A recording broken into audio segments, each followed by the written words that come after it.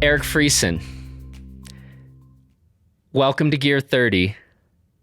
This has been kind of a remarkable 72 hours for you, because not only are you making your kind of Blister podcast network debut, you've been on 2 in the span of 72 hours. So I can only say, you must be just on top of the world right now.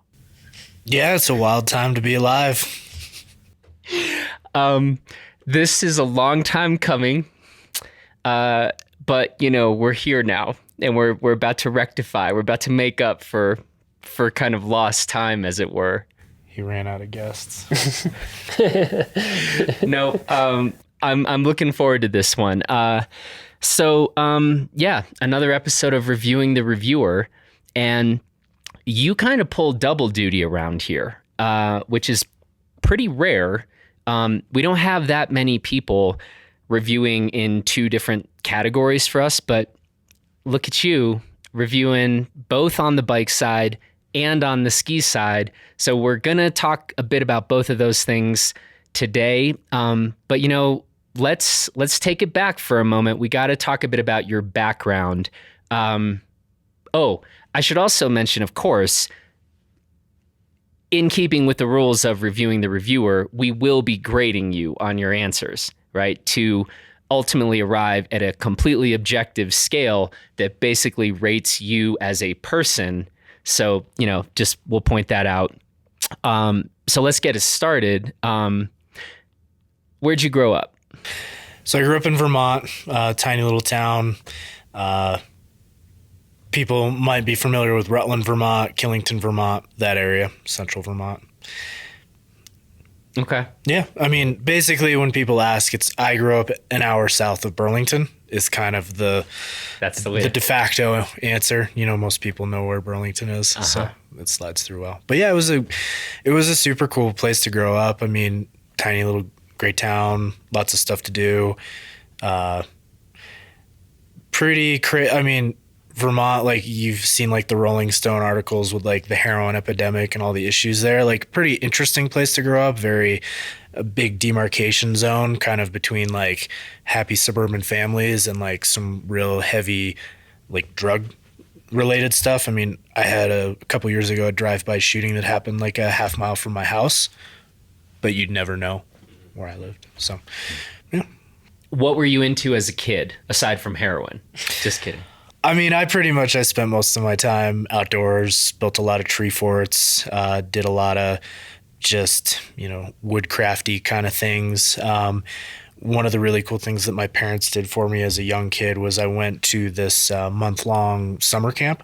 It was essentially centered around, it was for a while called Camp Challenge, but it was kind of a survival style camp where a lot of your experiences would ultimately culminate in a self-imposed sort of period of isolation where you had to survive in the woods for a period of time with, it ranged from when you were starting out with a book of matches and a potato all the way down to you walked into the woods with nothing. So that was what I did a lot of, was just getting lost in the woods. Huh. Yeah. I kind of actually like the idea. It sounds like your parents basically were into very inexpensive babysitting, so we're going to teach you survival skills. So you go away for a month and then they're just whoo, yeah, kid's out of the house. Maybe he'll come back. Yeah, no, I mean, my dad has some good stories about me as a kid. I wasn't an easy child. Didn't make life easy for them. No? No, I'm sure that was part of it, getting a little bit of breathing room in the summertime. Huh. I'm sure they appreciated that. So I find this hard to believe that you weren't the easiest child in the world. No. Do you care to tell us any anecdotes about you not being how you were not, in what ways you were not an easy child? How risque of a story can I tell? So a good example of the kinds of things that I put my poor parents through. I can pretty vividly remember a memory where I was 16 years old, dating a very pretty girl, and my poor mother walked in on me getting a topless lap dance in the house. Covered her eyes, ran away, distraught, that kind of stuff. So... Oh, right. Sorry, Mom. I think that's in all of our years of Blister podcasts, that's the first lap dance reference. So, Well, you never asked me about them, so. it's true. Do you have... No. Yeah, I didn't think so. Okay, let's talk about sports stuff. Did you do the team sports thing? Yeah, definitely. And it was pretty cool. My dad was always, like a coach. So that was kind of an interesting, I did all of them. He was around. Looking back, it was really nice that he was there. But at the time, man, that was hard because Coach's son. Yeah, there's like what everybody else needs to do. And then there's what you need to be doing. Football and baseball were definitely the two that I was best at and most interested in. He finally agreed that I could stop playing basketball in 9th grade when things started to get a little bit more serious in that sport. And that was one of the greatest days of high school for me because I was not a good basketball player. But yeah, did definitely the normal kind of kid things. And my mom in the wintertime, there was, a ski school program. She'd drive me up to Killington every Sunday and hang out. And that was kind of when and where I learned to ski, coming up through that. So once I kind of graduated out of that, I stopped skiing really till I was probably 15, 16. That was kind of when I started skiing a bunch again.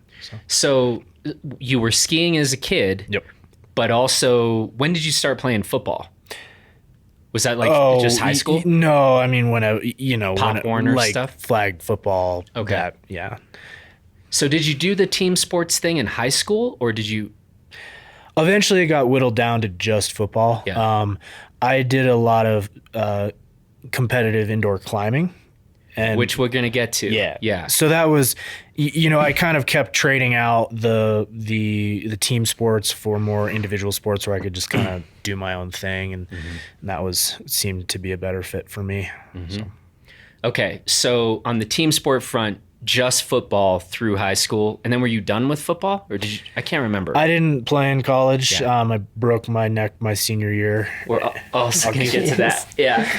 Okay. But so that kind of that was it sort of was a good opportunity for me to really evaluate like where I wanted to be geographically, and was a big part of kind of how I found my way west. So yeah, it sort of stopped. So let's talk a little bit. So how old were you roughly when you started skiing?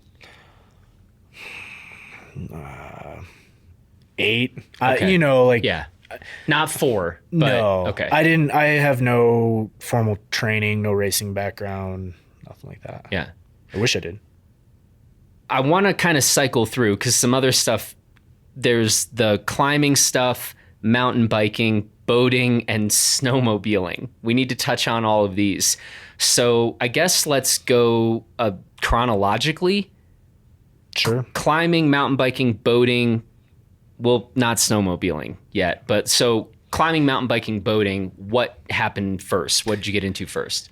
Mountain biking was definitely an early love for me, for sure. My first real mountain bike was a women's mongoose because it had the slanted top tube so I could get over it. I was small enough. Yeah.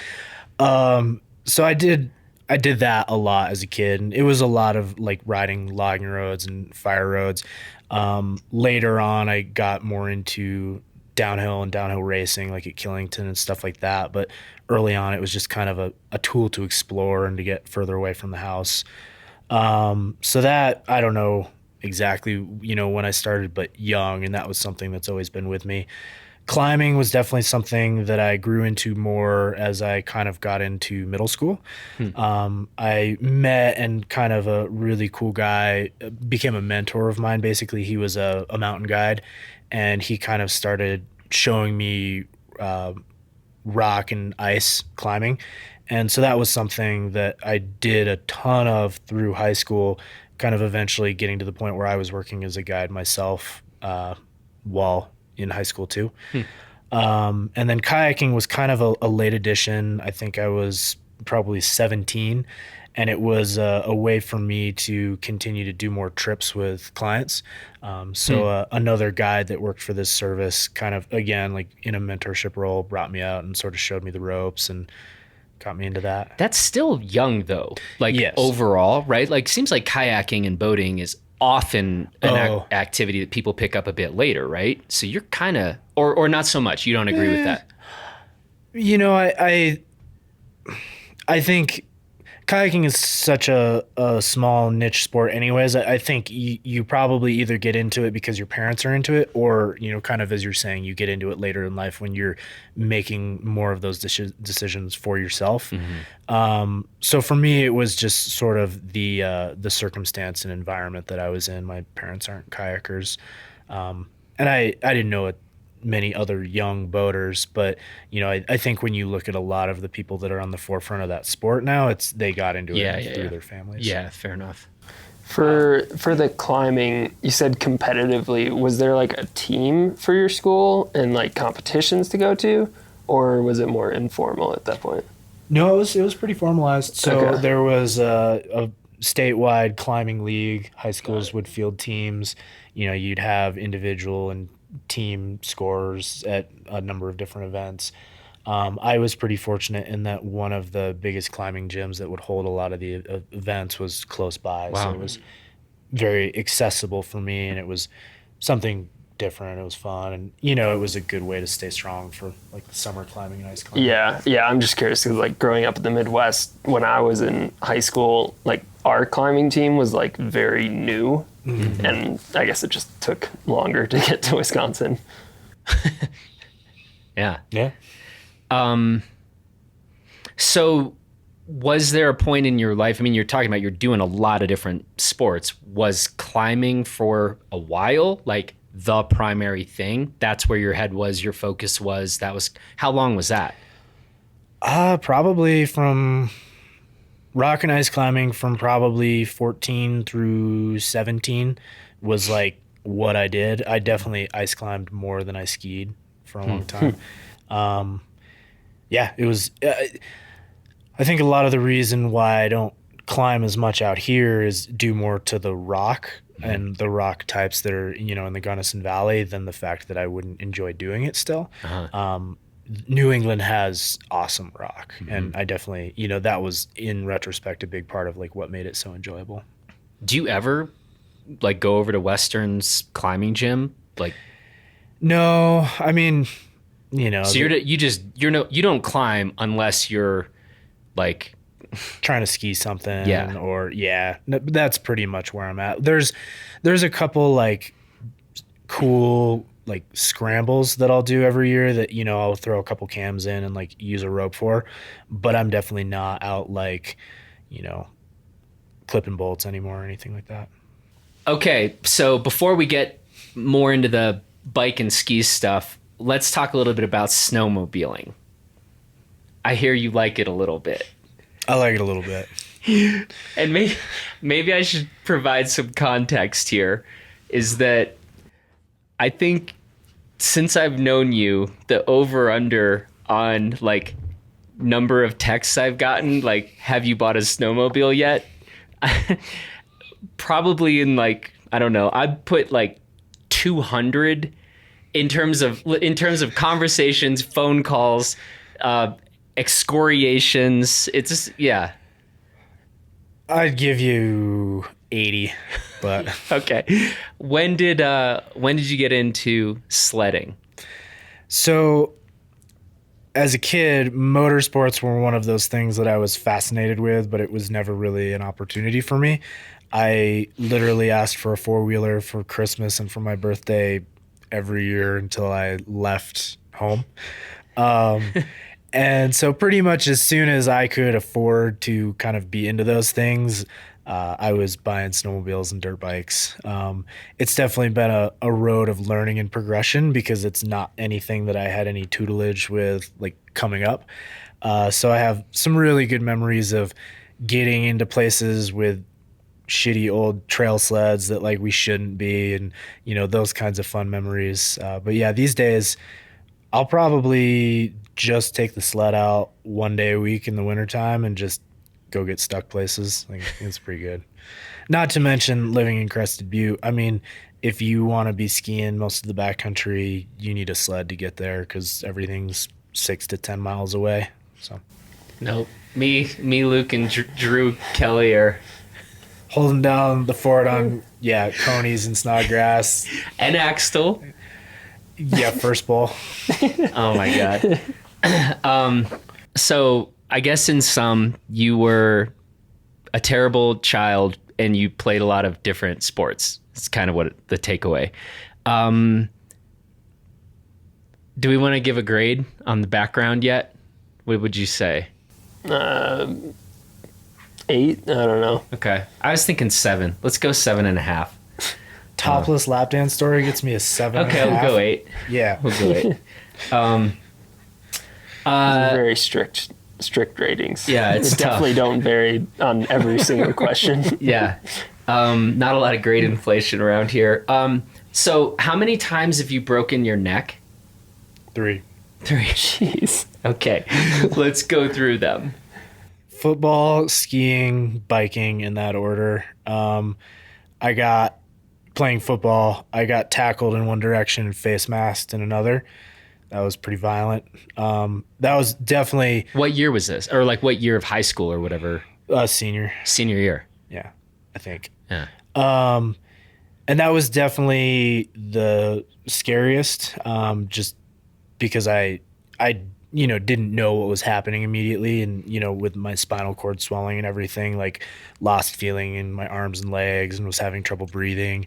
The ambulance had actually just left because someone had like broken their leg, and so I got to the hospital laying down in the bed of my truck. It was exciting for sure, and definitely that was my first experience with like a long-term and probably never fully recovered type of injury. Mm-hmm. It lingers now even. What did you specifically do? Do you remember? No, it wasn't. So I have no fusion, no plates, no hardware. I've basically each time I've compressed some discs and fractured some vertebrae. Yeah. So it's never been like a thing where it's like, man, you're lucky you didn't take one more step.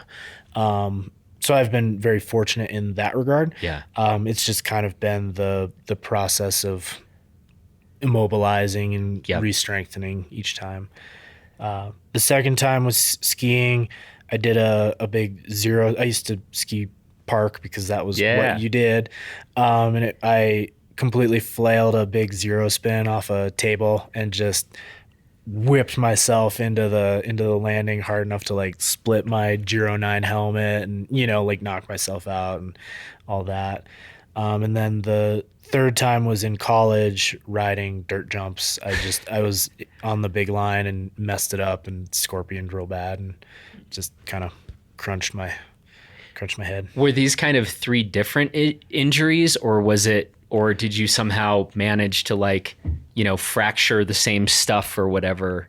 Same. I mean, I think basically after the first time, I definitely noticed that the stabilizer muscles that travel up and down your spine are probably weaker for me than maybe for other folks. And I think it made it a little easier for me to re-injure the same area. Mm-hmm. I just don't have the like huck neck or something. That's something that I can experience with a Fury, so. Okay. I'm going to give you a 10 for that. 3 broken necks is pretty good. Yeah. You only have 1. Well, yeah, but I have some other neck stuff that might trump all of the injuries we've discussed. I don't know. 3's more than 1, so. 3 different sports. Yeah. 3 different sports is impressive. Yeah. The third is a zero spin, so.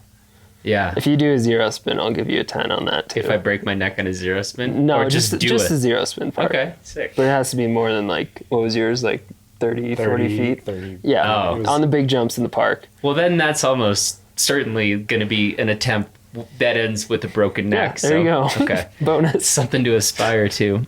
Okay.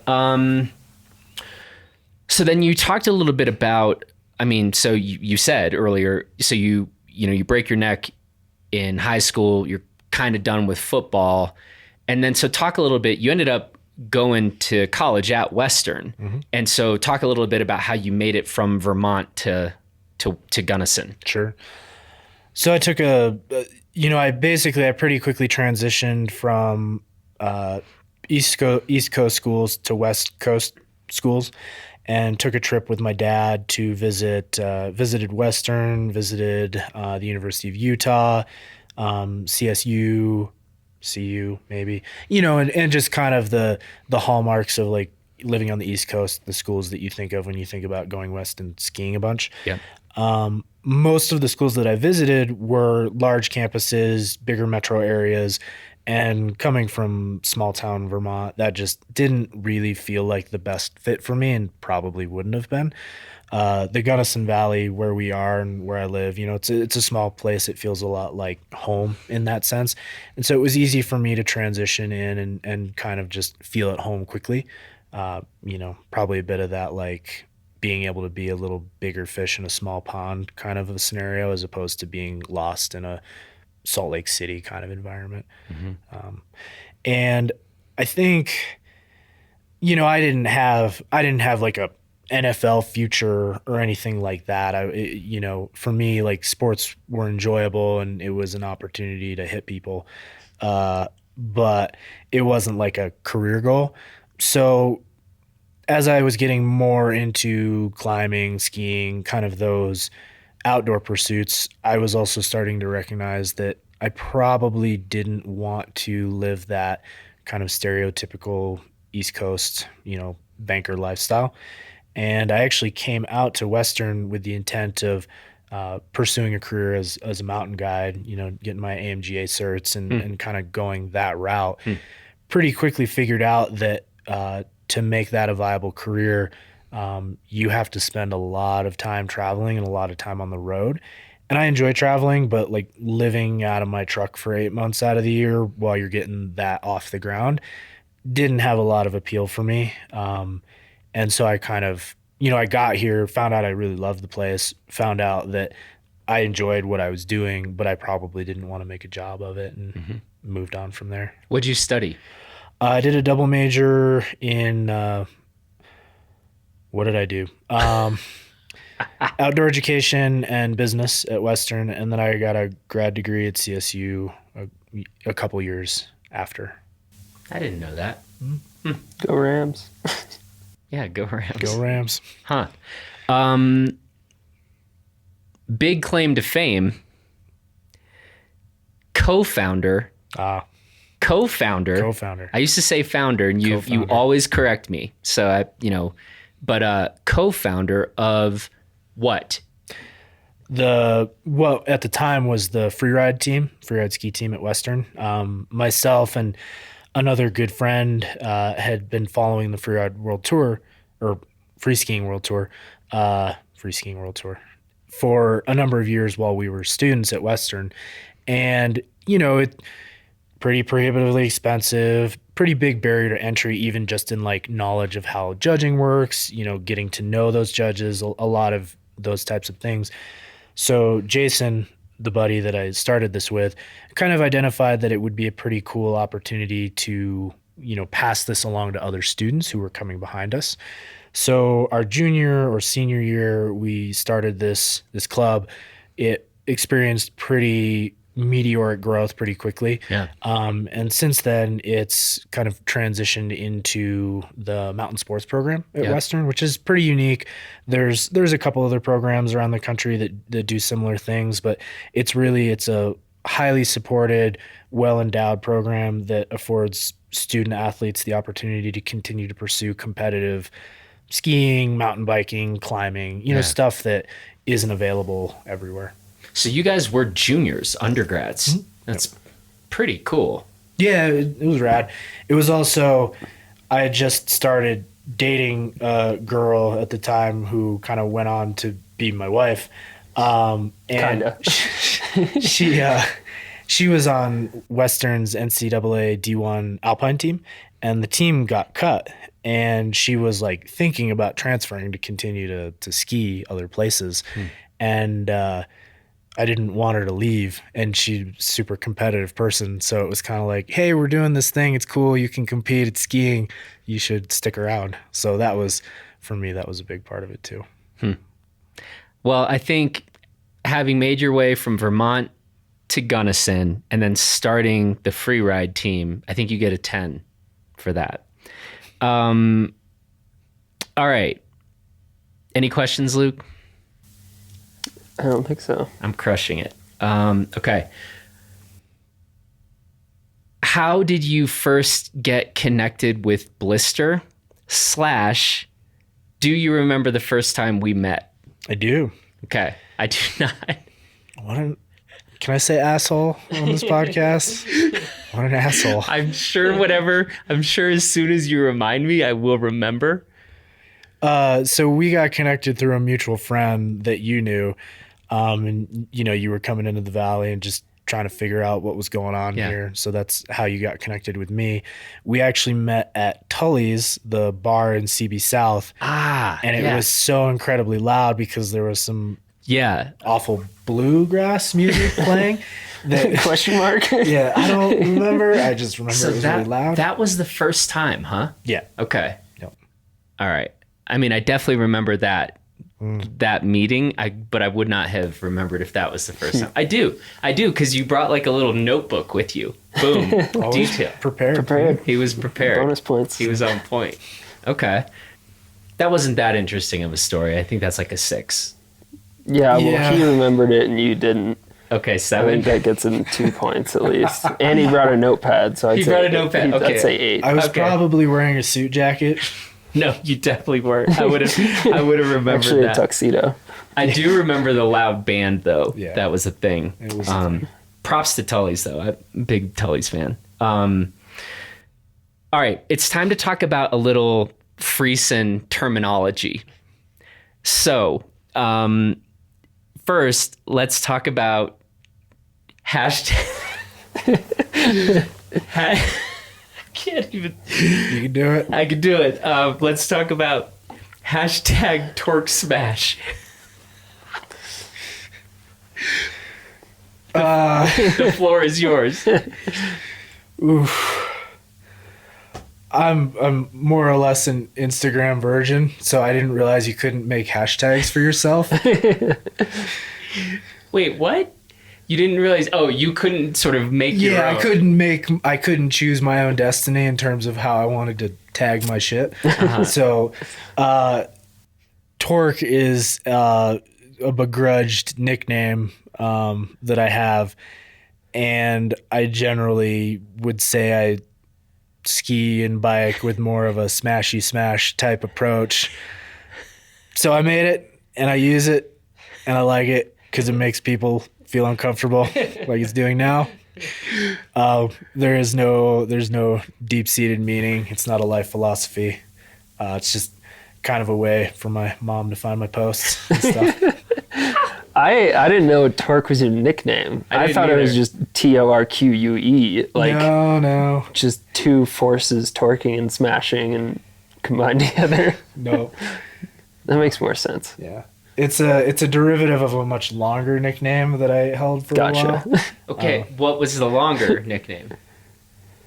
So, Dick Torkelson was an alias that I used in college. Yeah. I do know this story. Yeah. So, probably can't say too much about that on this podcast, but it was an alias that I operated under for a number of years and got into some good hijinks with. And so, Torque is kind of the abbreviated carryover of that, because who wants to be called Dick Torkelson on a day-to-day basis? So the next thing I was going to ask is who gave you the nickname, but I think I might know, and then I definitely can't say. Correct. Got it. Perfect. Yep. Perfect. Yep. We'll tell you later, Luke. Yeah. Okay. Torque smash. It's good. But when I say torque smash, you do always, you're like, no, hashtag torque smash. Because I do think that we should probably get like torque smash t-shirts made. Probably. That probably needs to happen. Yeah. What was the other really good idea that we had for shirts? Oh. We I know you we go mentioned through a It was lot. a drug reference. Oh, wait. Damn it. I mean, I wanted to make one called High on Edge, but that's kind of lame. That was sorry. yeah. Tangent. We had a good one. He didn't make stickers. Now we've forgotten it. Oh, it was Smoke Rock, something else. That's next, actually. We're gonna talk. Ski Fast Smoke Rock, something like that. I think it was Yeah. Fast Smoke Rocks. That's literally the next thing we're gonna talk about. You know, we really got to step up our t-shirt game. We talk about like decently edgy vibes, and like we've talked about a lot. And yeah, there's Now might be a good time. now might be a good time. Yeah. Okay. Well, as we just teased, literally the next thing I wanted to ask you about was smoking rocks, or burning edges, or however you want to talk about this. But Well, I think it came about from a conversation that we had one day where I was talking about the smell that you get when you're skiing and your edge, sparks off on a rock. And you had no concept of what I was talking about, which was really distressing for me because it means you're skiing at Crested Butte. And if you're not hitting rocks, are you really skiing? So, yeah, I mean, there's a phenomenon that when you stop caring about your skis as if they're heirlooms, you ski in a manner that provides maximum enjoyment. That probably means eventually there's going to be a rock in your path. And instead of deviating from your path, you ski through the rock, which gives you a nice spark and this wonderful smell that you can get no other way. And it's really something that you're missing out on. You really seem to be resisting me on this. so this has been a long-standing argument of ours. And here, for two things I have to say. First of all, the funniest part about this is like, I've sent our reviewer Noah Bodman skis, and Noah, I remember the first time that I sent Noah skis, he like wrote me and was like, what happened to these things? He was like, these are the most messed up bases and edges like I've ever seen. So one, I think this is a little bit relative, but I definitely think like you are to the right of me. Noah does ski in Whitefish, though, so they get a decent amount of snow. Yeah, it's true. I guess I've never skied in Whitefish, but like, he was like appalled and like aghast, like I was like beating up a child or something. And so it is a little like, to just give a little bit of context here. But yeah, you are definitely like far to the right. Here's the thing I always say though about this is like, if we go out and just keep blowing up skis, that really sucks from a review point of view. And if like, oh, we just smashed, busted this edge or whatever, this ski's going to be out of commission while we go, fix it. And it's like, it's a great way to just miss windows. So yes, on the one hand, I think I'm probably far to the right of the skiing population when it comes to like abuse of skis. We really try to not just blow all these things up. And so, yeah, this is an ongoing, I don't think that we're going to like solve this today. No, it's better to blow them up. If you don't have wood screws in your skis, you're not doing it right. I will say my favorite quote from one of Eric's reviews, I think it was like the Solomon S-Max, which is a very sensitive, precise lightweight, but he's like, if you want to be able to tell if the rock you just ran over was an igneous or metamorphic, get this boot. Yeah. It's like, you're the only person who would come to that conclusion about us. Most people talk about on snow feel. Eric talks about on rock feel, I think. Right. Yeah. Right. That's a fair point. It's important. All right, I'm giving you a 10 for torque smash, but I'm giving you an 8 because I don't like how you treat me in our arguments. Yeah. Okay. Well, we've kind of been touching on this a bit with torque smash and smoke and rocks talk, but let's talk a bit about your personal or kind of general bike preferences, right? So again, we say this you are somebody, I know this is true. You are you wouldn't be reviewing for us if you weren't capable of this. You could go get on a single speed hardtail and you could go get on a DH bike, and we trust you to be able to talk about the nuances of this entire range of stuff. Otherwise you wouldn't be here. But so with that said, in general, what are you kind of into? We're going to talk first about bikes, and then we'll get into some of the ski stuff. Well, I mean, where I live certainly defines a lot of what I'm into. I live right at the base of Hartman Rocks, which is this phenomenal single track parcel, and there you'll find me riding a single speed quite a bit because it's the topography looks like a heartbeat, and it's perfect spot for that kind of a thing. Conversely, up in CB, ride to the top of something, you ride back down. I'm a big fan of big enduro bikes because you can suffer your way to the top of anything once, and you're gonna have a lot more fun on the way down. Generally, I'm pretty open to riding just about anything. I definitely prefer more relaxed angles, for sure. I prefer pretty efficient pedaling platforms, I think. I definitely would be more of a DW guy than an FSR kind of guy, personally.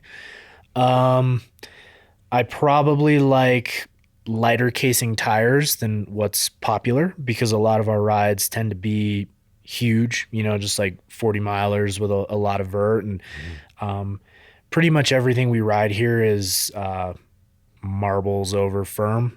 So some of the nuances of tires we miss out on a little bit just because there's not that much traction to go around anyways.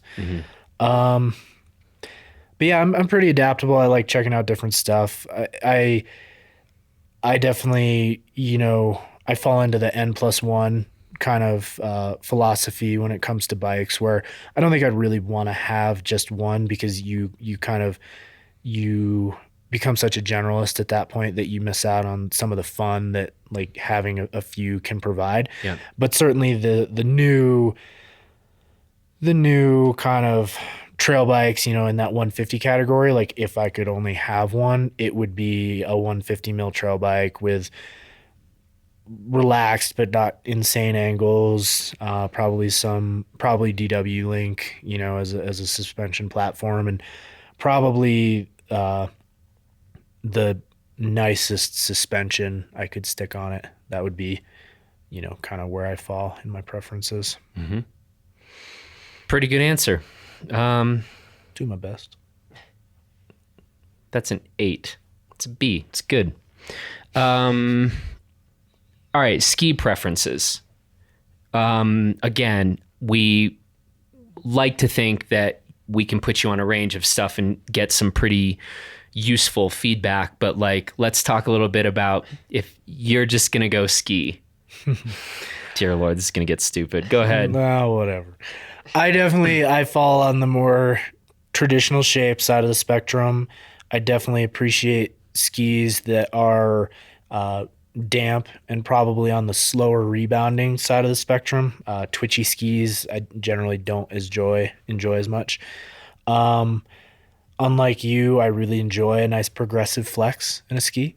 I enjoy when my tip is going to be softer than my tail.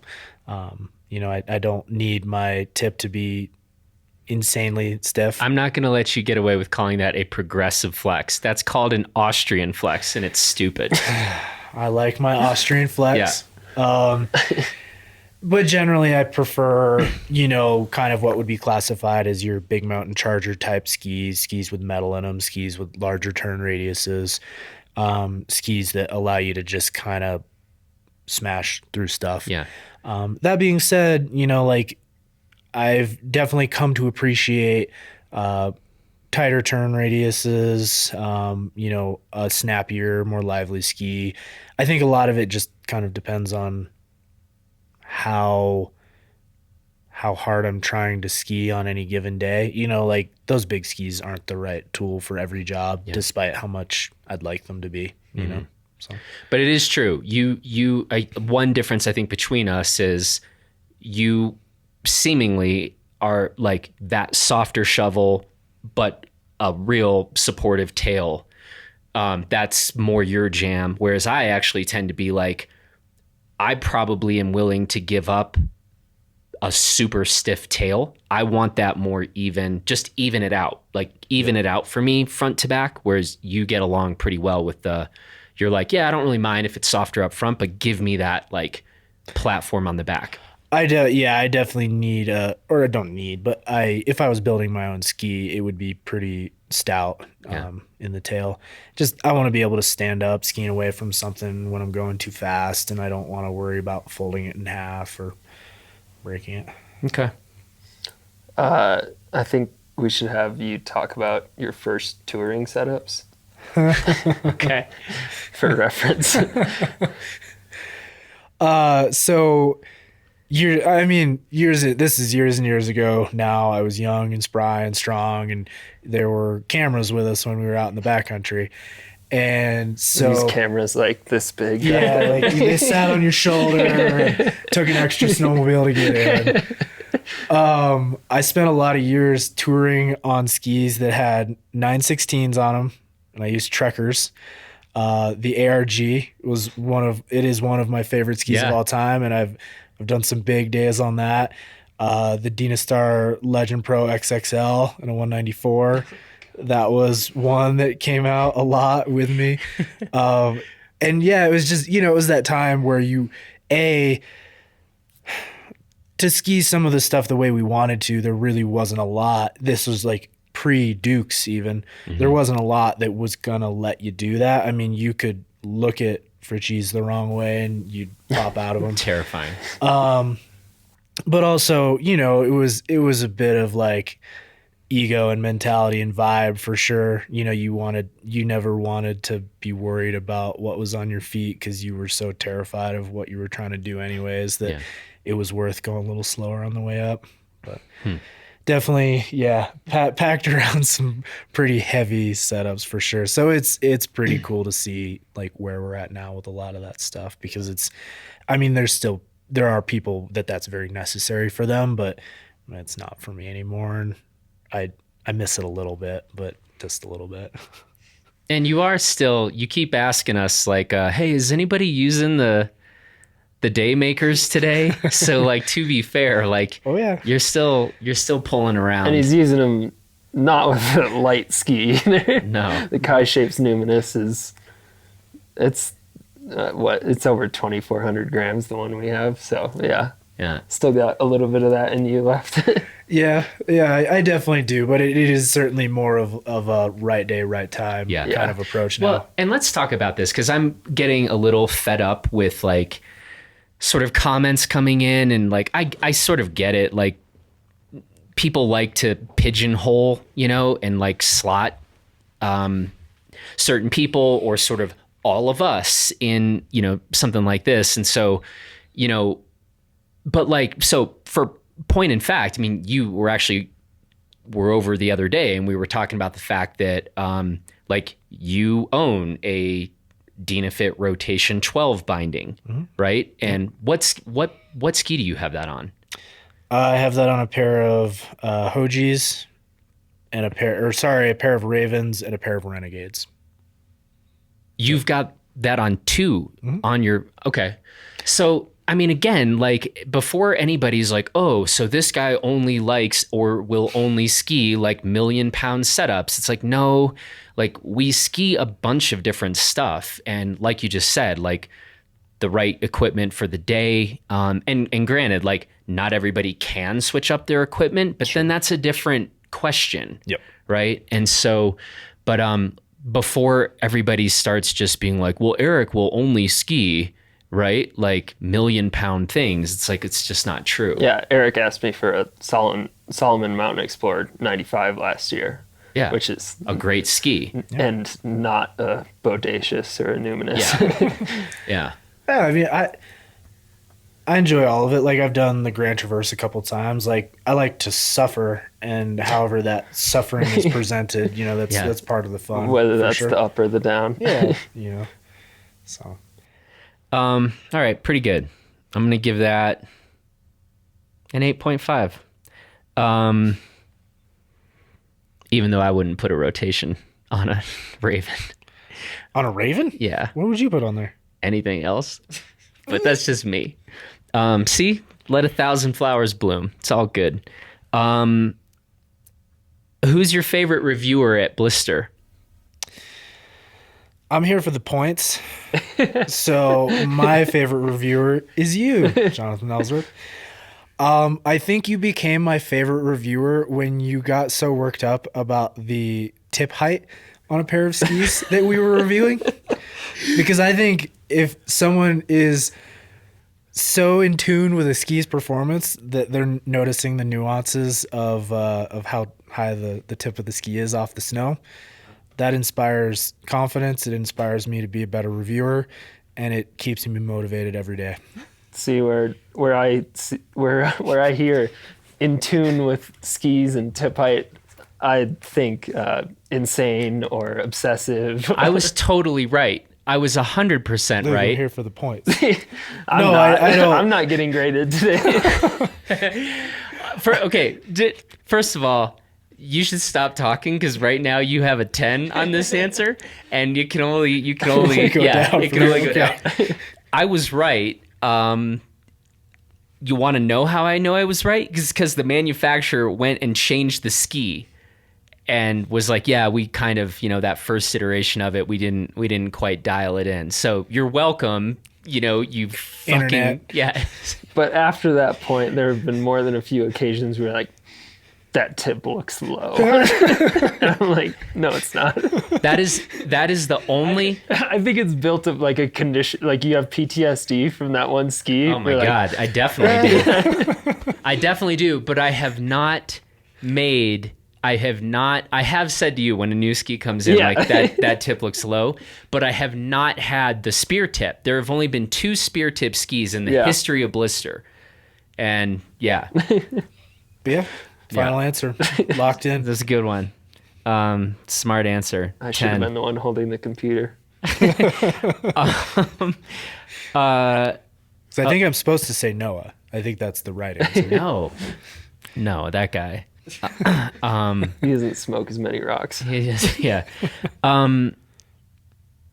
I threw this one in. What's the best thing that Rob Dickinson, our friend Rob Dickinson, has ever said about you? Probably not appropriate for this podcast. I'm making this up, but he definitely said, Eric Freson, you're a way better skier than Jonathan Ellsworth. That was probably the coolest thing he's ever said to me. All right. That's all right. Yeah, I mean, Rob brings the jokes for sure, but they're usually colorful. Well, and I texted him, and actually we're a little, at this point, we're kind of like, hope Rob makes it back okay. We hope he's out. He's having he's probably been out of water for about 4 hours now if he's not, but. Yeah. Okay. Because there was a quote that Rob made about you, and I feel like Rob, there's a number of us where it's like Rob somehow has managed to have probably like the definitive thing about that person, and I couldn't find. It was on your birthday. It was from your birthday, and he had made a post, and I was like, so anyway, I was wondering. That got me thinking about, well, what do you, in your opinion, is the best thing that Rob's ever said about you? But I feel like you're just maybe kind of being humble or squeamish, so I'm gonna actually give you like a 2 for that answer. I feel like what Rob says is usually not in front of the person he's talking about. Like he's the opposite of like a backstabber. He just compliments everyone behind their backs. It's a good thing to be. Except, like, he definitely, I've got the Rob Dickinson quote about Drew Kelly. So Rob, we'll let this go for now. And there's probably a lot of people wondering, like, what are we doing? Who's Rob? This is the other huge, just unforgivable thing that Rob has yet to be on, right? And We need to have a Rob and Dan Abrams podcast. Oh man, That would be good. I don't know that the internet. They could just talk to each other the whole time. We're gonna get Rob on, hopefully soon. But okay, that was kind of a cop out answer, I think. I mean, the internet should basically know he's like the shreddiest of shredders, awesome guy, local Hilarious. business owner, super generous. Yeah. Just good person to know. And I decided today, as I was trying to find his quote about you, he's on my podium of Instagram accounts. Yeah, his captions just win. Is that a thing you can do on Instagram?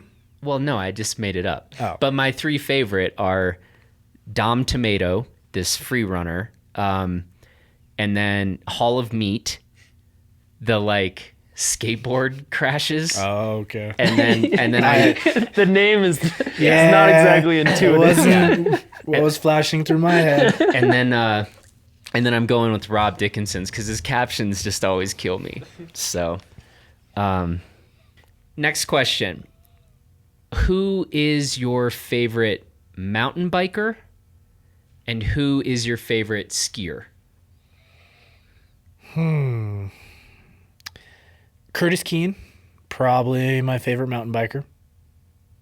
Don't know the man. Like his style. And then Hoji by a mile skiing for sure. Nice. We've been going up to the Golden Alpine Holidays lodges, and one of the guys that we go with is a filmer for Matchstick. So one of the coolest parts about those trips is being in those same zones that he films in a lot. Yeah. And this guy will just point out like, oh, and Hoji gapped all these things, and you look at it and it doesn't. You don't even see it as an option until he points it out. Yeah. So it's been fun to be up there and like kind of be on his home turf and like see a little bit of that. Like definitely different level for sure.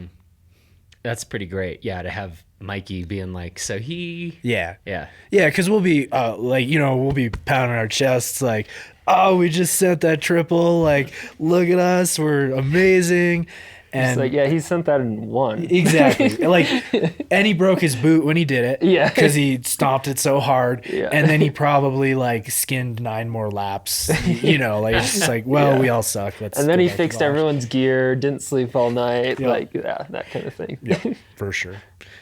And I mean, I just like the approach that Curtis Keene seems to take to life and to racing, and he like. It seems like someone that you would really enjoy going on a ride with. And I also I don't know if this would be small shout out to myself or claim to fame. I took his KOM away on Tia Collie, a popular ride here. So Yeah. I felt real good about that. Granted, he rode it once. I rode it probably 20 times to do that. So you had this specific goal. This was Yeah. yes, this was a project. Yeah. Trying to figure out how to wrangle that out of his grasp because a couple years ago the EWS came through town and we all were really enjoying a lot of Strava success. And after the EWS came through, we don't anymore. All the 'cause times they're were just reset. Yeah, it's just now they're pretty much irrelevant. Yeah. Like we used to try to get under like 15 minutes riding down Doctors or something, Yeah. and now like Jared Graves has some like 13-minute time that and it's That's just terrifying. yeah, it's just not a thing for us anymore. So Bit of a general question. Do you think, as a kind of generalization, do you find yourselves being more like impressed at sort of the overall level of, I don't know, let's say either great enduro riders or World Cup DH riders or big mountain pro skiers? I think to be fair to big mountain skiers, I actually don't pay a whole lot of attention to what's going on in that world anymore. So I don't think it would be entirely fair for me to say like, World Cup DH racers, because anytime I see video of what people are doing on skis these days, it's not really even relatable to me anymore. Yeah. Like, it doesn't make a whole lot of sense. I think of all three, your World Cup DH racers are probably your most finely tuned, sharp-edged athletes because, you know, they're racing the clock on a you know, they are probably the most specialized in what they're doing. But that, you know, the counterpoint to that is it really speaks to what amazing generalists, you know, enduro racers are, or big mountain skiers, because, you know, they're seeing that stuff as a skier for the first time, as you're trying to, you know, make it look good on camera, or as an enduro racer, maybe the second or third time if you're lucky. And all of them, you know, are all competing at a level that's, you know, pretty unrelatable, I think, for most everyone that doesn't make their life as a action sports athlete. Mm-hmm. So. Okay. Gonna give you a 9 for that. What's the stupidest thing you've ever done?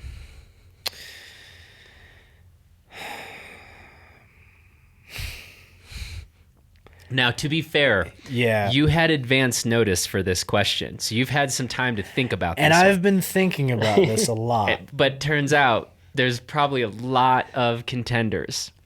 There's a lot. This is like asking Bob Dylan what his favorite song is that he ever wrote. And he's like, bro, I have like 10,000. Mumble, mumble, mumble. Stop. Yeah.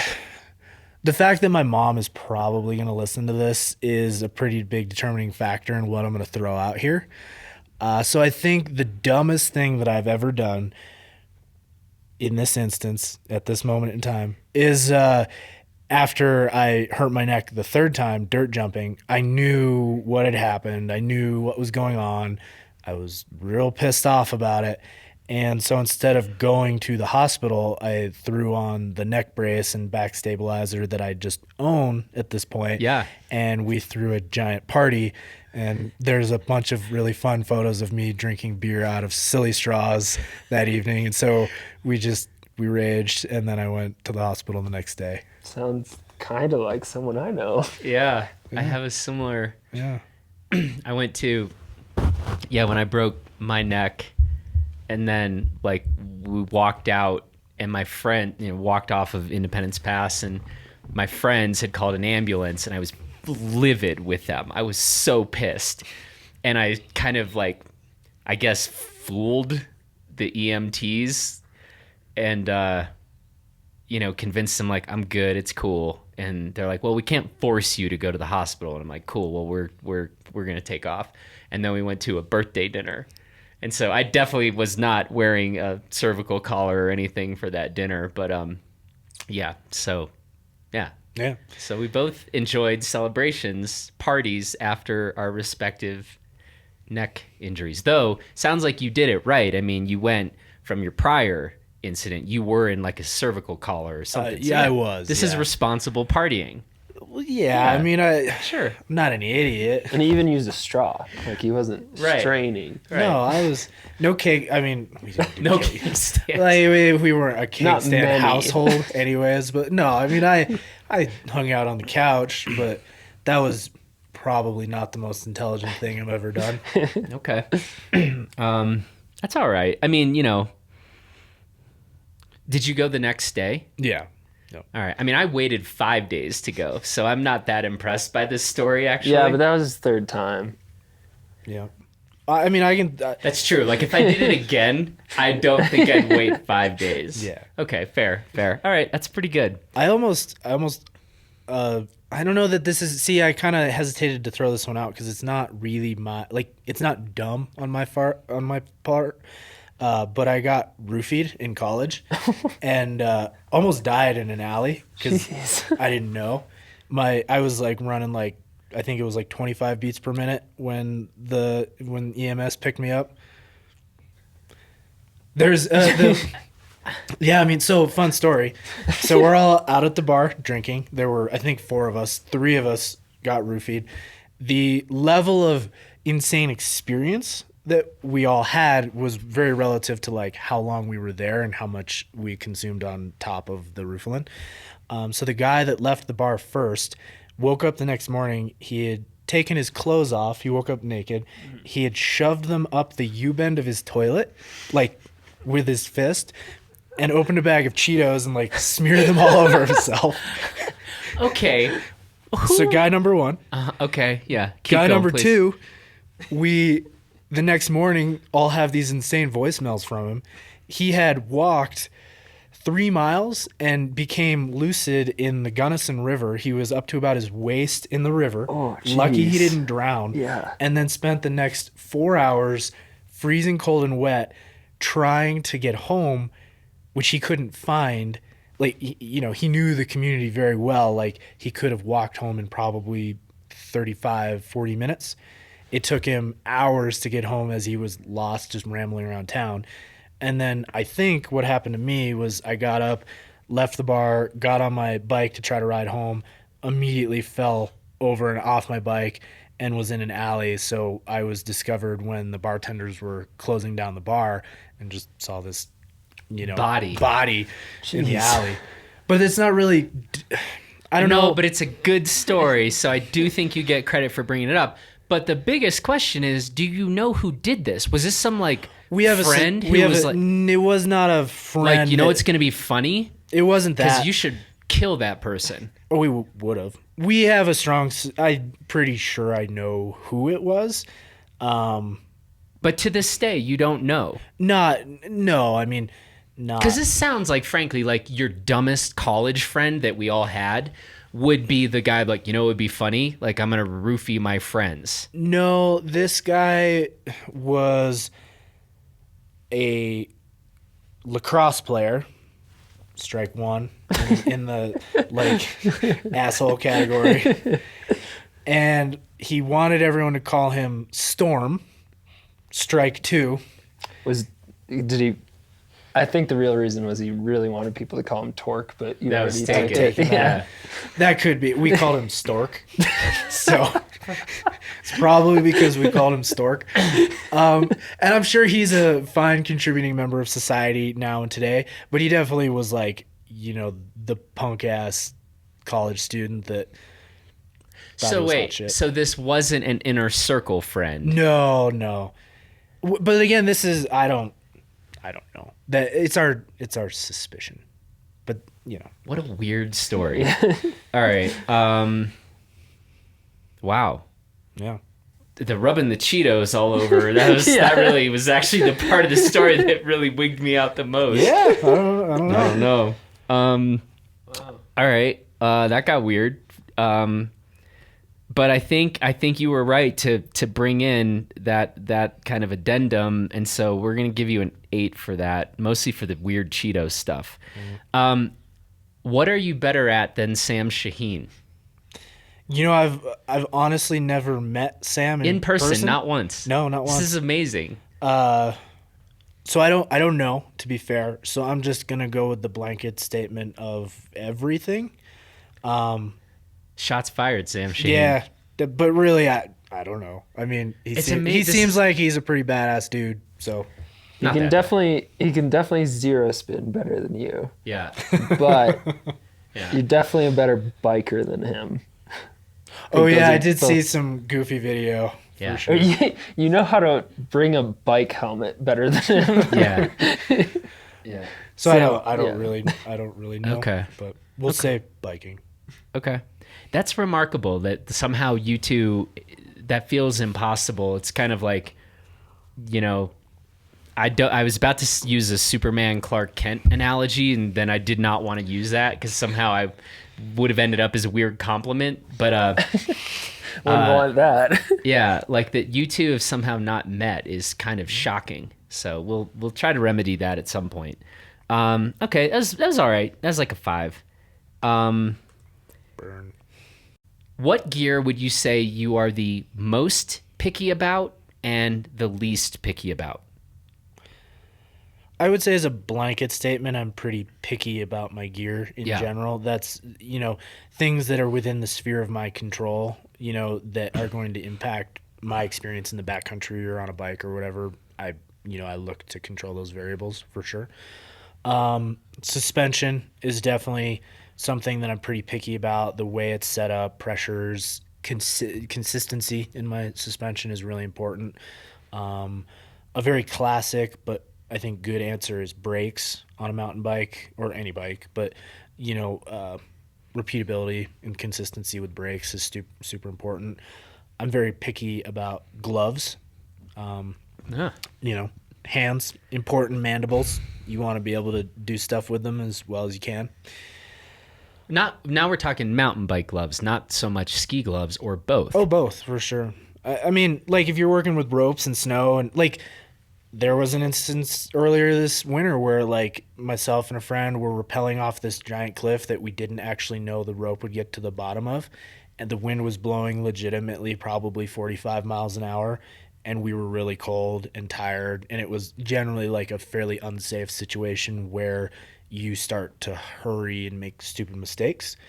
So wearing gloves that I was able to manipulate the rope and not take them off, it becomes important, when you're in spots like that for sure. What's your current favorite go-to ski glove? Or do you have a quiver? Quiver, for sure. So with what you're just describing, if you're rapping out of something or climbing, what's your go-to? So I've been using these gloves all season. They've got a bunch of insulation in them, so they stay warm. They're kind of meant for ice tools, so they've got very grippy palms, but they're still low profile enough that, they stay mostly out of the way. That would be for like backcountry skiing, probably my go-to glove right now. What's the glove? It's the Black Diamond Arc. Black Diamond Arc. Yep. Okay. Yeah, it's a nice climbing glove, technically. Okay. I don't do names of things. I do know this about you, Yeah. actually. Yeah. Actually, I'm going to give you credit for this because it's made me feel a whole lot better about like skiing around CB, because I don't really know the names of runs either. And then I'm always like, I should learn these. And then Eric, who's been here forever, is like, yeah, he does. I think I know more names of stuff than you, or it's getting close. It's over there. It's by the edge. Thanks Life. for making me feel better about that. Yeah, totally. Yeah. Do you have a go-to mountain bike glove at the moment? The Troy Lee Designs Ace. It's Okay. just this super low profile, no wrist, like Velcro, nothing, just very, very minimalist. I find that that's kind of the best contact point that I can get with a glove on a bike. But you're a mountain bike glove guy, not a bare hand guy. For sure. I mean, Me too. I don't like sunburning Yeah. my poor little hands. Luke. I'm like Luke. I also don't like, as someone who's like gone down on bikes enough to like spend a lot of time picking rocks out of my skin. Yeah. Palms, don't need it in my life. Yeah. And I also don't ride as hard as like Blinky or someone like that. So you're kind of throwing a statement out there, I think, a little bit when you ride gloveless. Like, I'm a super shredder. Watch out. So I try to fly a little more under the radar than that. Okay. My hands just get really sweaty. That's my only reason for wearing gloves. Okay, so I think we covered the most picky. What about the least picky? Ski boots might be one. I think This is a whole other topic. Oh my god. Which, by the way, we're not going to go into it. I made a note. We're not going to go down this rabbit hole today. all right. But I love that you brought this up. Yeah. So let's. Ski boots, I think I'm adaptable. You are adaptable. Adaptable. That is a great way to put it. And because you give me so much shit about them, I'm not very picky about ski pants. Nope. Although I ripped the crotch out on them, so I got a black pair now. Sick. This But is the best thing that's happened. They're still too short. It's the worst. We're gonna. Okay, I'm Yeah, I'm actually pretty low listen. profile. Listen, Eric. I am committed to getting you any other ski pants that aren't the like women's ski pants you've been rocking for 2 seasons. So this is a positive development. No. This is a positive development. There's a lot of colors. They don't have to be black. I know, Luke. Like we don't. As a photographer, I know. I love No. Eric's neon orange pants. Every time I because saw you, I They're was like, visible from Aspen if we're shooting in Crested Butte. well, that's true. That part's true. I hated your pants so much, so I'm very psyched to hear this. And we truly will, like, we will make sure you are in as anything other than that color. God. Yeah. As I've noted before, one of us has a degree in apparel and merchandising and the other does not. So just keep that in mind while you're getting this feedback. Totally. One of you can pull off anoraks. It's true. The other One of us can even cannot. put them on. Yeah. Yeah. Yeah, these are all true statements. Okay, that was actually pretty solid because you actually nailed it with the pant color thing. You were not picky about that. Like, I would probably give up skiing before I skied in those freaking pants you wear. Yeah, you talk about the color of ski pants more than anyone I know. Is that right? It's between Eric's pants and you wanting a pair of tan pants. That's true. I've been like, well, I got some insulated ones finally, but I do. I've just been like, I just want a pair of like, yeah, kind of Carhartt looking ski pants. And I finally had to take matters into my own hands. So anyway, moving on. Solid answer. We're giving you a 9 on that. Okay, we're going to level things up now. Top 3 favorite books, movies, and or musicians. Now, you can go a couple different ways here. You can name one from each of those 3 categories, but we will also accept if you want to go like 2 in one category, 1 in another, something like that. But let's see what you got. So media for me is generally more about escapism than kind of like challenging my intellect. I think I'll try to do that in other ways. And I think I'm going to pick one of each. Okay. That seems a little more approachable. So favorite musician / band would be Rage Against the Machine by a mile. If I could only have one, that would be it. I was trying to get tickets to their shows this summer. They were so insanely expensive. Movie, probably The Matrix. I remember walking out of The Matrix and just questioning everything. I love this answer. Love that. This movie does not get talked about enough, I think, anymore. And I'm with you. When I saw that, it blew my mind. Yep. And I think it still holds up. Oh, yeah. Like all these years later, which is amazing given that it was sort of a cutting edge movie at the time. I don't even know when that thing came out, but it's been a minute. Yeah. I don't remember. Okay. I very They're much. coming. The 4th installment is apparently in the pipe. Is Keanu in it? I think so. I had no idea. Yeah, I don't know. I think he's in it. I don't remember. But You can't do a Matrix without Keanu. Well, I mean, you can, you but can. he'll be in it. Probably. Okay. Sure. Or maybe a close runner-up would be 300. For the same, I remember watching that movie and walking out and really needing to aggressively fight the urge to walk into a bar and punch the toughest-looking guy in there in the face. So, Torque smash. yeah, just It's torque smash in a movie. yeah. And then for a book or an author, it's probably Cormac McCarthy.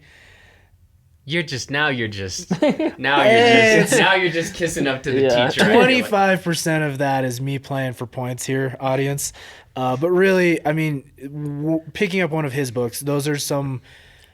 I get through those some of the quickest of like anything I read. You know, like I love where his head's at, and I find myself not like wanting to put him down until they're done. I mean, I'm also a sucker. I'm of the like Harry Potter generation. So Amazing, J.K. Rowling. amazing transition, folks. We just went from Rage Against the Machine 300 because it fires me up to go beat up the toughest guy in the bar, Cormac McCarthy, one of the darkest novelists out there, and now we're going to talk about Harry Potter. The wonderful wizarding world, man. So yeah, I'm all over the place. But in general, I'm just looking for something that keeps me entertained, and Do you have a favorite Cormac novel? Probably The Road. Okay. Probably. I mean, I like them all. You know, Okay. I don't know, they're all pretty good. But I mean, I don't look forward to a dystopian future where that's my life by any means. But I think I could stay alive in that scenario. So Yeah. So the survival camps. yeah, Those survival camps. Thanks, Mom and Dad. yeah, totally. Would you say The Matrix is your favorite movie? Yeah, like if I I could, love that answer. Yeah. if I could have like one DVD, Yeah. it would be that, or it would be. I kind of even hate to like mention this because I don't want to open myself up to a bunch of shit talking. There's this Japanese anime series, Cowboy Bebop. It's amazing. It's good film, like real good film. And if I could, like, if we opened it up to like you can have a series, it would probably be Cowboy Bebop. This is a TV series or a... Yeah, so it's an anime out of Japan. Amazing jazz soundtrack. It's bounty hunters in space. What the? What just happened right now? Yep. Bounty hunters? I mean, talk about if we're discussing entertainment value, like bounty hunters in space, jazz soundtrack, anime. Yeah, It'd take your mind off other stuff for sure. for sure. Wow. It's good television. Like even if you're like if you've never like watched an anime in your life, like if you watched that, you would be kind of starting very close to the top of the genre for sure. Cowboy Bebop. Yep. Can I find this somewhere? Like, Yeah, I mean, is this just YouTube or Netflix or? I would bet it's pretty highly regulated. It's like pretty premiere. You know how they like. But like I can go on Amazon or something and rent this, or I can rent this somewhere. Oh yeah, absolutely. It's one of the biggest things they've ever sent out for sure. So Wow. Did not see that coming. yep. Okay. Full of surprises. Final two questions. Give us a random review of whatever. I'm giving you a 9 for that last. You're doing real well today. I'm here to win. Yeah, no, yeah. it's smart. That's the attitude you need to Grading come system's a into. little more lenient today than it was for me. No, you got what you deserved. You made me rate my siblings. That's true, I did. They bring it up all the time. That's still probably my favorite moment in the whole reviewing the reviewer series. Yeah, and you did it, so credit to you. All right, random review. Random review. All right. So I've talked a fair bit about like mentors in my life in this podcast, and so I'll talk about another one. His name's Gary. Big influence on my life. Also happens to be a little bit on the older side of the spectrum. So in the last couple of years, Are we allowed to talk about last names and positions here, or are we just keeping it at Gary? Oh, Gary Pearson, Dean of Students at Western, kind of hallmark of the community for sure. Yeah. But being that I think he's 63 now. He's in the last couple of years gotten real into drinking Ensure. A little bit of I think a little bit of it's like self-deprecating, but he's gotten me on the train for sure. Yes, he has. Yeah, he has. So my quick review is going to be for Strawberry Ensure. Oh, not strawberries. Strawberry Ensure.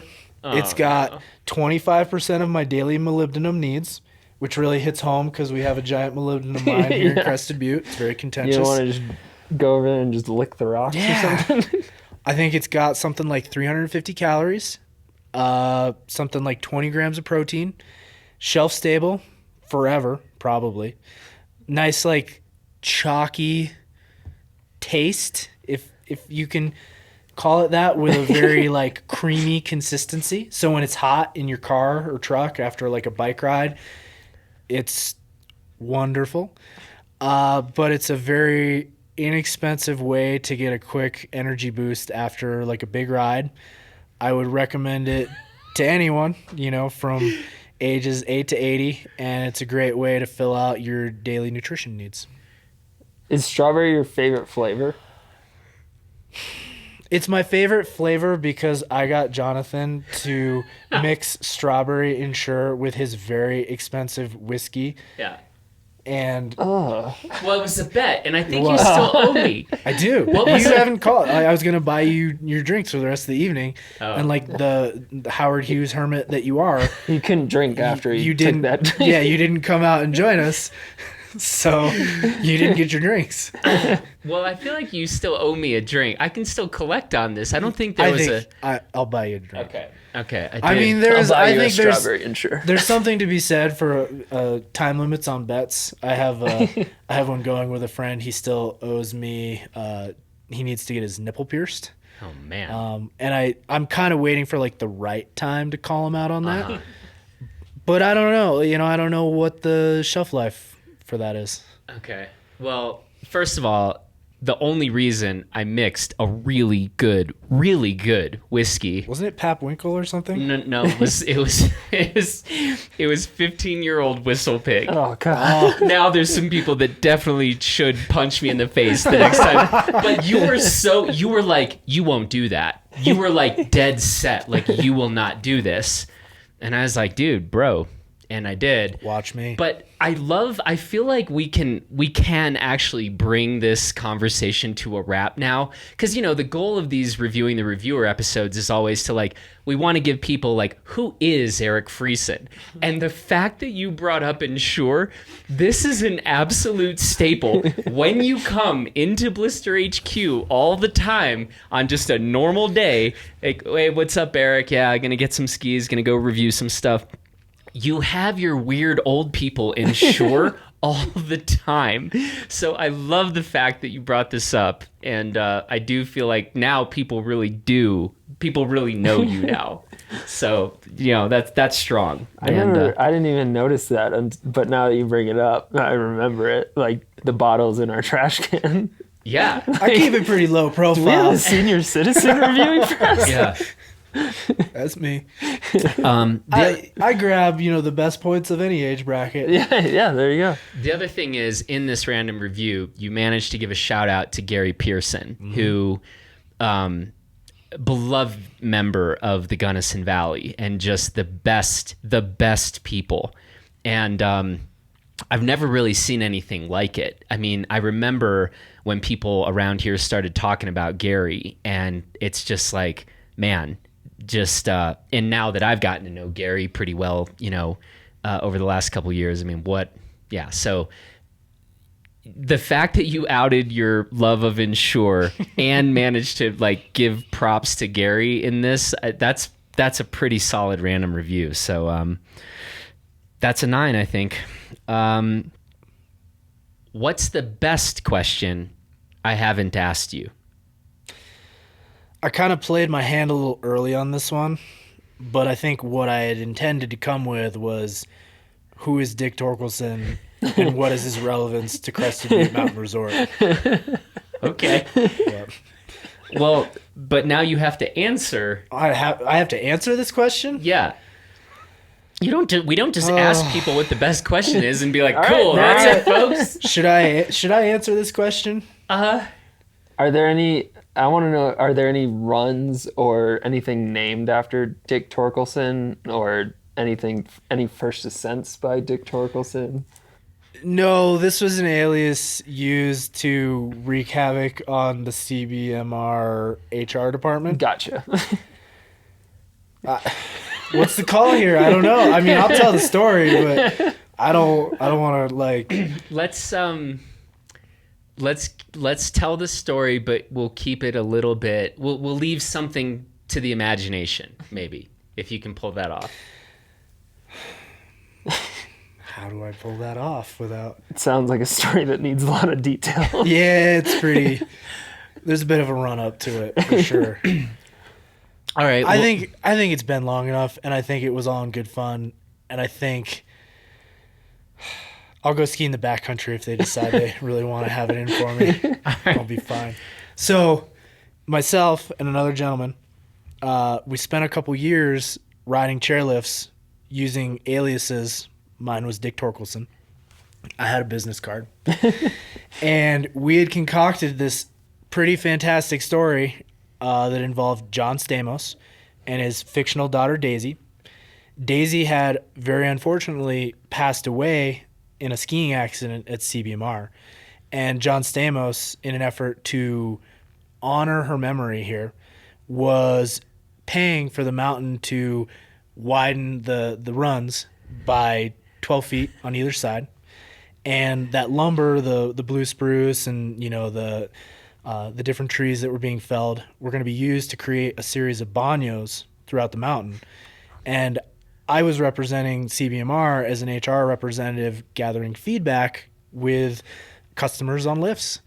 And so, after explaining the very sad story of Daisy and, how John, being the incredibly generous man that he was going to do this, what we really needed was for these individuals to go into the ticket office and let folks know that they were really excited about the idea of memorial bagnios across CBMR. And it got to the point where we were sending enough people into their offices that they were pretty actively trying to figure out who was doing this. And this went on for 2 or 3 years. And so that's Dick Torkelson. That's his legacy at CB. And thankfully, Daisy Stamos is an entirely fictional creation. No one ever died. No one was harmed. And there were some people who were really flattered by the generosity of John Stamos and the idea of more bathrooms on Crested Butte Mountain Resort. Now, the amazing, unknown conclusion to this story is how many people have then, after having met Dick Torkelson, met John Stamos and thanked him, or said, I just want to say I'm so sorry about Daisy, but I'm so appreciative of what you did in terms of on mountain bathrooms. Bagnios. Reclaim blue spruce. Very specific. Yes. So we can only hope. We can only hope. Yeah. Do we know if John Stamos is a skier? I don't know. I'm curious if I imagine he seems like he'd be I imagine a skier. CBMR probably asked him, reached out to him at some point. I don't know that it ever got to that level of investigation. Yeah. But there was a period of time where having friends who work for CBMR, they were definitely yo, you need to cool it with this because it's not funny anymore. And we did, so we didn't push it too far, I don't think.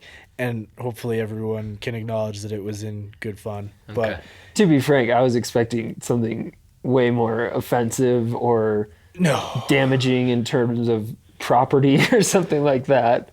No, to that point, I have a ton of respect for the people that make the mountain do what it does. Yeah. And not that I'm here to shout out PSAs, but don't duck ropes and don't make the on mountain staff, don't make their job harder. Yeah. So I think, we did this because we were taking advantage of the good nature of guests. Yeah. But, don't ever we're able to ski in these places because people want to come and visit them. So don't be an asshole. Well, thanks, Dick Torkelson, for that final PSA. And I think our work here is done. I think this is the longest episode of Reviewing the Reviewer we've ever done. And but I think appropriate ground was covered. Mm-hmm. And we thank you for your contributions.